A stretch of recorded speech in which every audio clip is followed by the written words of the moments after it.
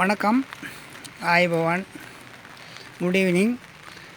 இப்போ நான் சொல்ல போகிறதுன்னா மாடி தோட்டத்தில் விவசாயம் பண்ணுறது எப்படின்னு சொல்லி போட்டு. மாடி தோட்டத்தில் அடமழை பெஞ்சிட்ருக்குது. புயலோட எதிர்ப்பு எந்தளவுக்கு மழை பெஞ்சிட்ருக்குன்னு பாருங்கள். இந்த அடாத மழையிலையும் விடாத விவசாயங்கிற மாதிரி, அடாத மழையிலையும் விடாத விவசாயம்.